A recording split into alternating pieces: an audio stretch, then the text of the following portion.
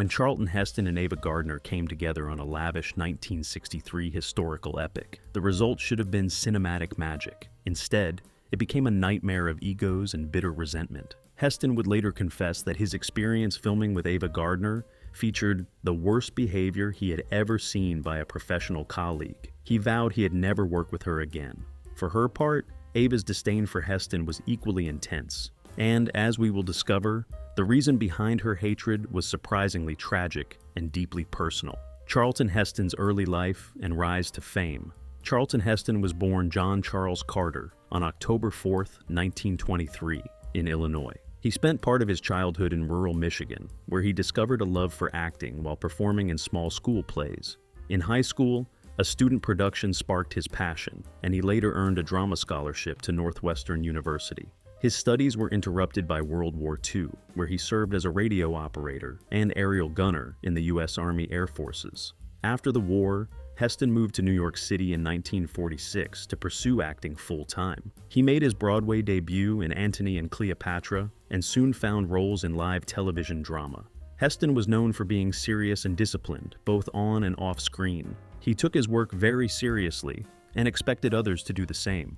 On the set of El Cid, he famously clashed with Sophia Loren over her constant lateness. He got so upset that he refused to look at her during love scenes and used a body double for her solo shots. That same strict mindset followed him to 55 days at Peking, but this time, his patience would be pushed even further by a co-star as fiery and troubled as she was famous, Ava Gardner. Ava Gardner's status by the early 1960s. By the early 1960s, Ava Gardner's life had changed. Once one of Hollywood's biggest stars, she had dazzled audiences in films like The Killers, Mogambo, and The Barefoot Contessa. Born in rural North Carolina in 1922, she was discovered as a teenager for her beauty.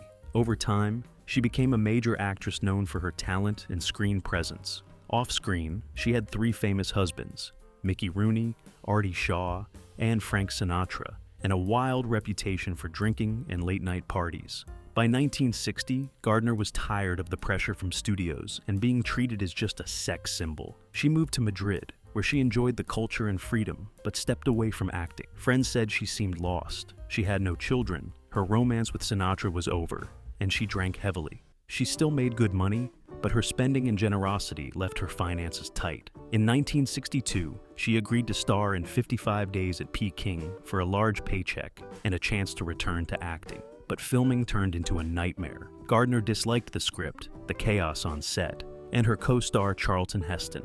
The experience only pushed her further away from Hollywood and marked the beginning of her final retreat from fame. Fireworks on the set of 55 Days at Peking, 1963. When 55 Days at Peking began shooting in mid-1962, trouble surfaced almost immediately. Even before cameras rolled, Charlton Heston had misgivings about Ava Gardner's involvement. Producer Samuel Bronston had cast Gardner to bring star power and beauty to the epic, but Heston wasn't convinced she was the right fit. Heston even lobbied to recast the part. He suggested French actress Jean Moreau instead, but Bronston and Ray overruled him. From the outset then, Ava arrived knowing her leading man was opposed to her being there, a bad omen for on-set chemistry.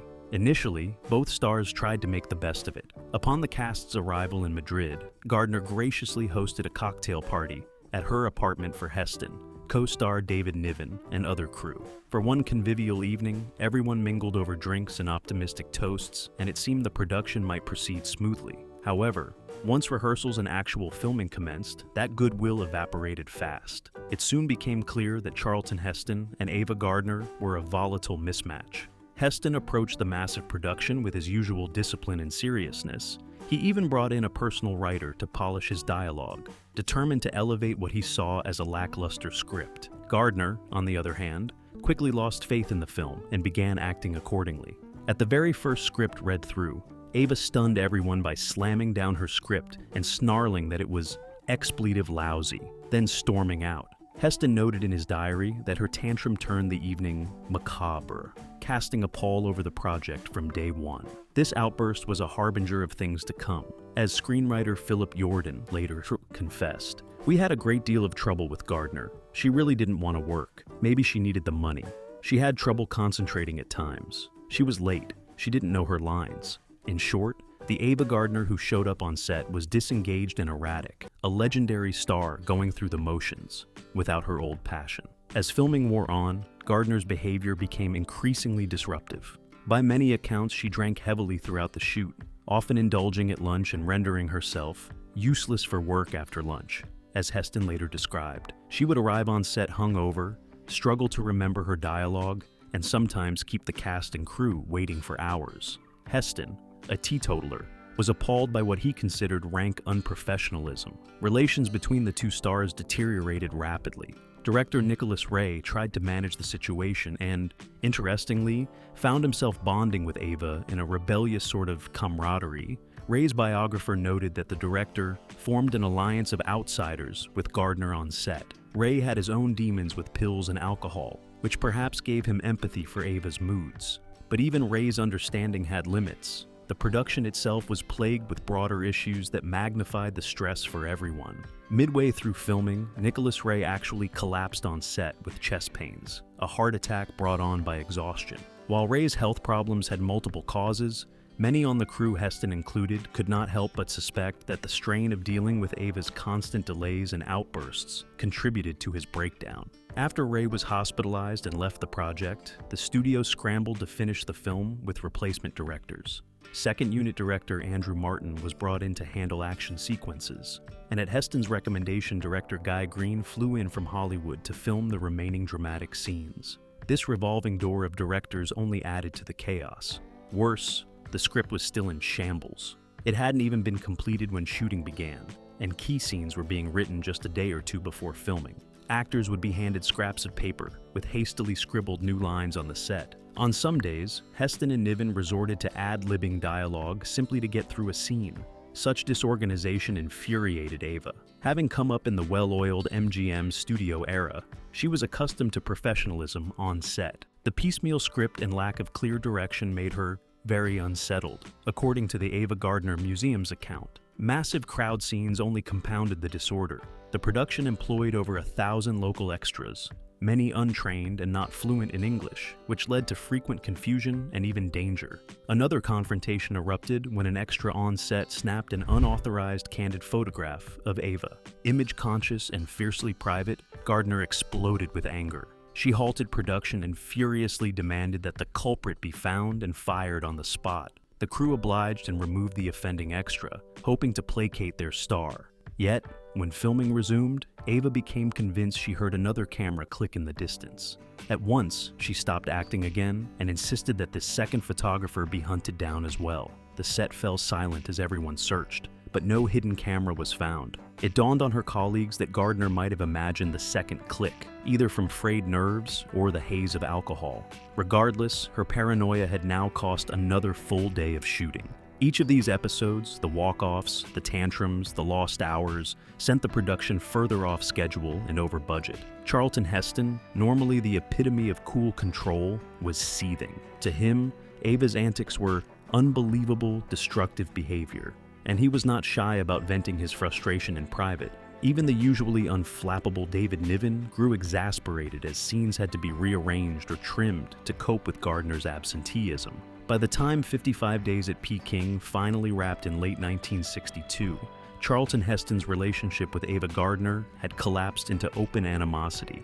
Heston, who prided himself on keeping his temper, could barely hide his contempt by the end. At a cast dinner shortly after filming, he did not mince words. He declared that Ava's on-set conduct was the worst he had ever seen from a professional actor. He privately vowed never to work with Miss Gardner again. In Heston's eyes, Ava had acted like a tyrannical hurricane of a diva, making life hell for everyone and nearly derailing the picture. What made matters worse was that the dislike between Ava Gardner and Charlton Heston wasn't one-sided. It was mutual. By 1962, during the filming of 55 Days at Peking, tensions on set were well documented. Ava Gardner, after a self-imposed break from acting, was brought on to play Baroness Natalie Ivanov, among a cast that included Charlton Heston and David Niven. Other credible reports, including screenwriter Philip Jordan's, noted Gardner was often late, struggled to remember lines, and appeared disengaged. Drinking was also cited by Gordon, another writer, as exacerbating difficulties. One particular incident that is reasonably substantiated. Gardner reportedly walked off set over an unauthorized photograph taken of her by an extra. Production was delayed while her demands were addressed. Because of ongoing problems, some lines intended for Gardner were reassigned to others, and scenes involving her were reduced. Despite all this, Gardner's role was completed, and the film was finished, though not without cost. Both the production delays and Gardner's behavior contributed to the chaotic atmosphere. Heston himself made entries in his journal critical of the project's lack of a finished script and the frequent rewrites. In sum, there is strong documented evidence that Gardner was unhappy with the script, struggled in her role, clashed with elements of production, and that Heston and others privately acknowledged the strain. What remains less clear are many of the more vivid anecdotes or private remarks. These are often repeated in secondary accounts, but lack solid primary documentation. The heartbreaking truth behind Gardner's fury. To outside observers, it might have appeared that Ava Gardner was simply being a temperamental diva during 55 Days at Peking. Certainly her alcohol-fueled tirades and erratic behavior earned her a bad reputation on that set. But beneath the surface, Ava's animosity, especially her hatred of Charlton Heston, had deeply personal roots. In truth, the filming of 55 Days at Peking coincided with a low point in Gardner's life. The difficult behavior that so infuriated Heston was, in large part, an expression of Ava's own unhappiness, disillusionment, and loss of self-worth at that time. The reason she despised Charlton Heston is inseparable from the profound frustration she felt toward herself and Hollywood by the early 1960s. For starters, Gardner hadn't truly wanted to do this film, at least not once she saw the script. She had been enticed by the paycheck and the initial prestige of the project, but as soon as she read the actual dialogue, she was appalled by its quality. The character of Baroness Ivanov, that sounded promising on paper,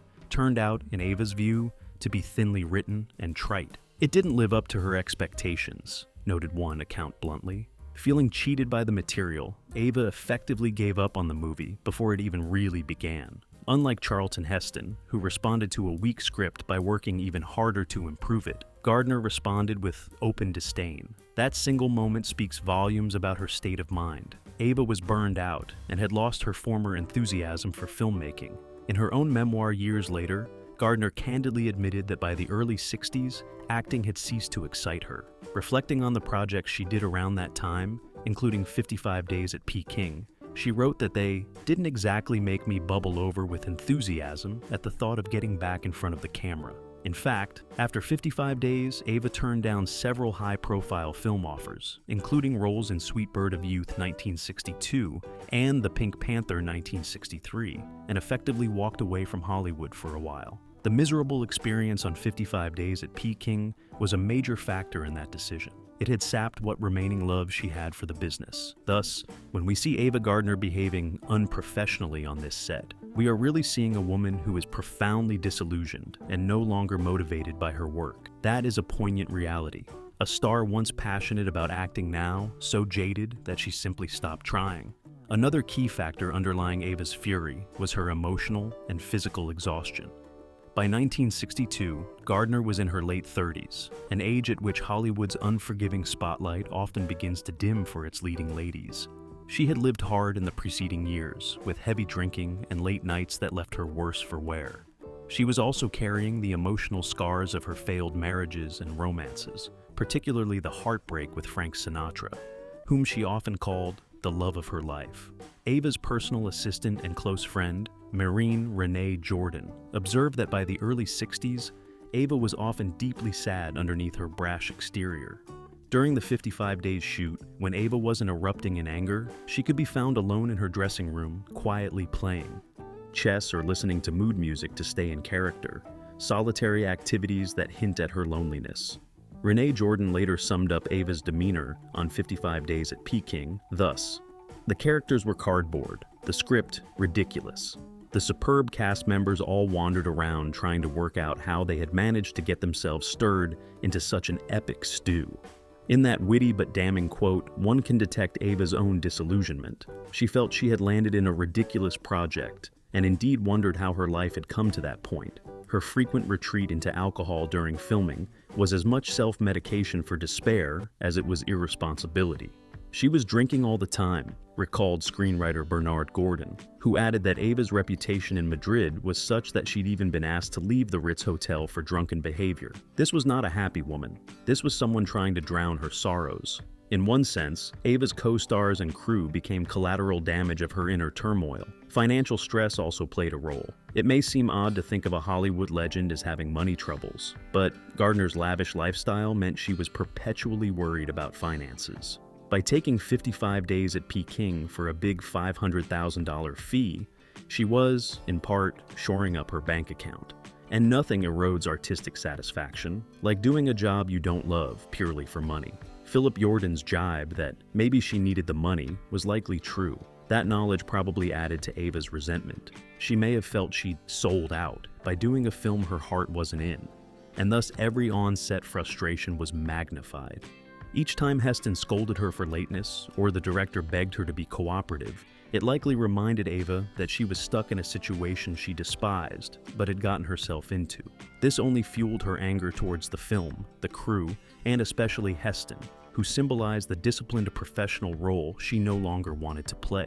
When we say Ava Gardner hated Charlton Heston, we must recognize that Heston became, in her mind, the embodiment of everything that was tormenting her. He was the authoritative figure on set, consistently judging her. The disciplined company man showing up sober at 6 a.m. while she nursed a hangover. The still-rising star who reminded her of how far she felt she'd fallen. Heston, unintentionally, was a mirror that reflected Ava's own frustrations back at her. She saw in him the Hollywood establishment that she believed had exploited her youth and beauty, and now had little use for her troubles. He represented the professionalism that highlighted her perceived failures. In a sense, Ava's hatred of Heston was partly self-hatred. He triggered the guilt and dissatisfaction she felt about herself at that stage. Her cutting remark, "He wears a wig," tossed off years later, is very telling. That one-liner was Ava's way of cutting Heston down to size, exposing jokingly that even this paragon of male virtue had his artificial aspects. Psychologically, she needed to diminish him to feel less diminished herself. Ultimately, the tragic truth is that Ava Gardner was a wounded soul during 55 days at Peking. Her difficult behavior was the roar of a lioness in pain. She was miserable and heartsick, and the film only increased those feelings. She was relieved to be written out early. A glamorous movie star being glad that she had fewer scenes, that fact alone speaks volumes. It was a tacit admission that she was utterly unhappy making this movie. Ava's personal assistant, Renee, noted that after 55 days, Ava's disillusionment with Hollywood was so deep that she spurned several plum film offers and essentially left the industry for a time. The experience had broken her spirit. In her memoir, tellingly, Ava devoted almost no pages to 55 days at Peking or Charlton Heston. She mentions the film only once in passing, as one of a trio of projects that failed to excite her. It is as if she wanted to erase it from her life story, a common impulse after a trauma, an unlikely reunion in Earthquake 1974. One would assume that after the 55 days at Peking debacle, Charlton Heston and Ava Gardner would never share the screen again. Heston had essentially sworn off working with Ava, and Gardner herself returned to acting only sparingly in the late 1960s, preferring to live quietly in London.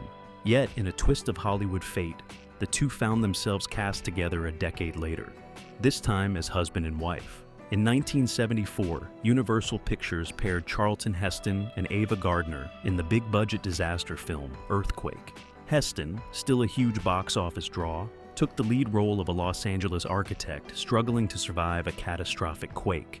He was reportedly paid $600,000, plus a share of profits. Ava Gardner was recruited to play Remy, Heston's elegant but troubled wife, a supporting role that nevertheless earned her second billing, just behind Heston.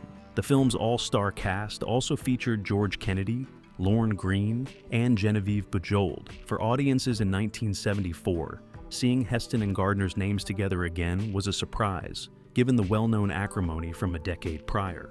Professionally, both actors approached the reunion with pragmatism. By this point, Heston was an experienced veteran who wasn't about to let an old grudge cost him a prime role in a major film. Gardner, whose star had faded somewhat, recognized that Earthquake was a high-profile project that could reintroduce her to mainstream audiences and provide a substantial paycheck. Whatever private feelings lingered, both agreed to bury the hatchet on set. By all accounts, the filming of Earthquake proceeded without any public fireworks between the two. Gardner, now in her early 50s, had mellowed considerably compared to the volatile woman she'd been in 1962. Long past her shelf life, is how one cruel gossip column described her at the time, alluding to the fact that the once wild party girl was now often tired and focused on her work. She could still be temperamental, but nothing on the scale of 55 days. During Earthquake, Gardner maintained a civil, professional demeanor and came to set prepared. Heston, for his part, kept interactions polite and strictly businesslike. The two were cordial, but not chummy.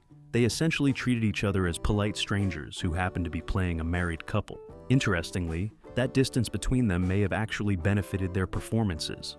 In Earthquake, Heston's character is estranged from Gardner's character Remy, a marriage on the brink of collapse.